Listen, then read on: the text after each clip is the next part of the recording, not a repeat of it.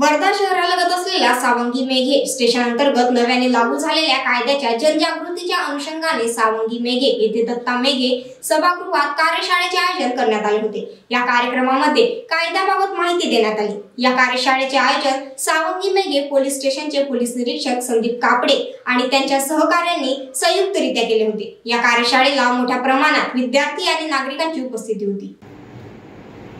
आज police station Sawangi Meghe यांच्या वतीने जे महाराष्ट्र राज्याचे मुख्यमंत्री यांच्या आदेशाने जे 100 कलमी कार्यक्रम योजना लागू करण्यात आलेली आहे, त्या कार्यक्रमांतर्गत भारतभरात जे कायदे लागू झालेले आहे 1 जुलै 2024 पासून, त्या जनजागृतीच्या अनुषंगाने सावंगी मेघे पोस्ट येथील 40 गावातील नागरिक, सरपंच, पोलीस पाटील तथा महाविद्यालयातील विद्यार्थी यांना या ठिकाणी बोलवण्यात आले होते। या ठिकाणी 800 विद्यार्थी सदर कार्यक्रमाकरता हजर होते। कार्यक्रमाला कार्यशाळेला जे अनुमोदन केले त्यामध्ये न्याय व विधी विभागाचे सचिव श्री विवेक देशमुख सर, तसेच प्रिन्सिपल अग्निहोत्री लॉ कॉलेज यांचे प्रिन्सिपल श्री जंगमवार सर हे उपस्थित होते। तसेच विधी व न्याय विभागाचे चमू सुद्धा उपस्थित होते।